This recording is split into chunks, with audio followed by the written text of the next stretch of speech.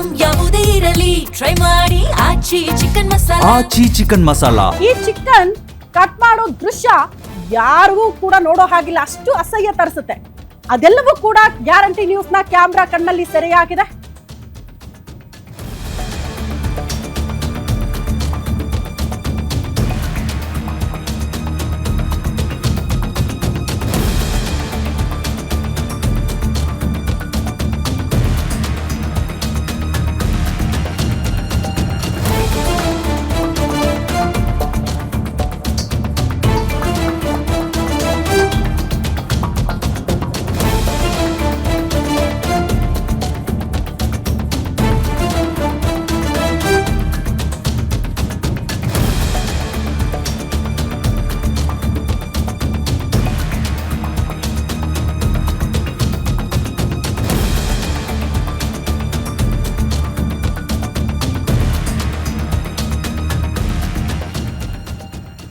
ಬಹುತೇಕರು ಅನ್ಕೊಳ್ತೀರಿ ಚಿಕನ್ ಸೆಂಟರ್ಗೆ ಹೋದಾಗ, ಸರ್ ನಮ್ ಕಣ್ ಮುಂದೆ ಕಟ್ ಮಾಡಿ ಕೊಡಿ ಸರ್, ಫ್ರೆಶ್ ಆಗಿರೋ ಚಿಕನ್ ಕೊಡಿ ಅಂತ.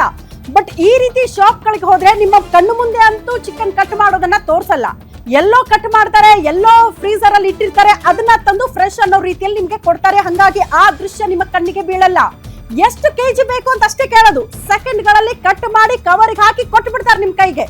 ಕ್ಯಾಶ್ ಆದ್ರೂ ಸರಿ, ಆನ್ಲೈನ್ ಪೇಮೆಂಟ್ ಆದ್ರೂ ಸರಿ, ನಾವು ರಿಸೀವ್ ಮಾಡ್ಕೊಳ್ತೀವಿ ಅಂತಾರೆ. ಇದೇ ಕಡಿಮೆ ಬೆಲೆಯ ಚಿಕನ್ ದಂಧೆಯ ಕರಾಳ ಮುಖ. ನೀವು ತಿನ್ನೋ ಚಿಕನ್ ಎಷ್ಟರ ಮಟ್ಟಿಗೆ ಸೇಫ್ ಅನ್ನೋದನ್ನ 100 ಬಾರಿ ಯೋಚನೆ ಮಾಡಬೇಕು. ಈಗ ದೃಶ್ಯ ನೋಡ್ತಾ ಇದ್ದೀರಲ್ಲ, ಇದು ದೃಶ್ಯ ನಂಬರ್ 1, ಅಕ್ರಮ್ ಚಿಕನ್ ಸೆಂಟರ್, ಯಶವಂತಪುರದಲ್ಲಿರುವ ಫೇಮಸ್ ಅಂಗಡಿ ಅಂತ ಹೇಳ್ತಾರಪ್ಪ ಚಿಕನ್ ಪ್ರಿಯರಿಗೆ ಗೊತ್ತಿರೋದು. ಜೊತೆಗೆ ಈ ಚಿಕನ್ ಶಾಪ್ ಗಳನ್ನ ಇಟ್ಕೊಂಡವರೆಲ್ಲ ಇಲ್ಲಿಂದನೇ ತೆಗೆದುಕೊಂಡು ಹೋಗೋರಿಗೆ ಬಹುತೇಕರಿಗೆ ಈ ಚಿಕನ್ ನ ಶಾಪ್ ಸೆಂಟರ್ ನ ಪರಿಚಯ ಇದ್ದೇ ಇರುತ್ತೆ. ಸೊ ಇಲ್ಲಿ ನೋಡಿ, ಕೊಳೆತ ಚಿಕನ್ ಅನ್ನ ಮಾರಾಟ ಮಾಡೋದು. ಈಗೇನು ಒಂದು ದೃಶ್ಯ ನೋಡ್ತಾ ಇದ್ದೀರಲ್ಲ, ಆಟೋದಲ್ಲೇ ಬಹುತೇಕ ಅಂಗಡಿಗಳಿಗೆ ಅದೇ ಕೊಳೆತ ಚಿಕನ್ ಅನ್ನ ಕವರ್ ಅಲ್ಲಿ ಪ್ಯಾಕ್ ಮಾಡಿಕೊಂಡು ಆಟೋದಲ್ಲಿ ಸಾಗಾಟ ಮಾಡ್ತಾ ಇರುವಂತಹ ದೃಶ್ಯ. ಆಟೋದಲ್ಲಿ ಕವರ್ ಅಲ್ಲಿ ಪ್ಯಾಕ್ ಮಾಡಿ ಇಡ್ತಾರೆ. ಯಾರ್ಯಾರೆಲ್ಲ ಆರ್ಡರ್ ಕೊಟ್ಟಿರ್ತಾರಲ್ಲ, ಆನ್ಲೈನ್ ಪೇಮೆಂಟ್ ಗಳಾಗಿರುತ್ತೆ, ಅಡ್ವಾನ್ಸ್ ಬುಕ್ಕಿಂಗ್ ಗಳಾಗಿರುತ್ತೆ, ಅಲ್ಲಿ ಕೊಳೆತ ಚಿಕನ್ ಅನ್ನ ಈ ರೀತಿ ಆಟೋದಲ್ಲಿ ಸರ್ವಿಸ್ ಅನ್ನೋ ರೀತಿಯಲ್ಲಿ ಅವರ ಅಂಗಡಿಗಳಿಗೆ ತಲುಪಿಸೋ ಪ್ರಯತ್ನ ಆಗುತ್ತೆ.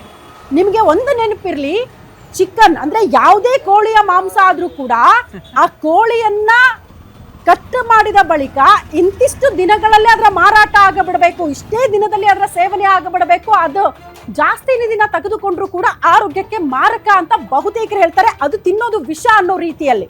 ಬಟ್ ಇಲ್ಲಿ ಕೊಳೆತ ಚಿಕನ್ ಅನ್ನ ಕೊಡೋದಲ್ಲದೆ ಈ ರೀತಿ ಹೈಜಿನಿಕ್ ಅಲ್ಲದೆ ಕೆಟ್ಟದಾಗಿ ಸರ್ವಿಸ್ ಕೊಡ್ತಾರೆ, ಕೆಟ್ಟದಾಗಿ ಅದನ್ನ ಸಪ್ಲೈ ಮಾಡ್ತಾ ಇದ್ದಾರೆ ಅನ್ನೋದನ್ನ ಕೂಡ ನಾವು ಅರ್ಥ ಮಾಡ್ಕೊಳ್ಬೇಕಾಗುತ್ತೆ.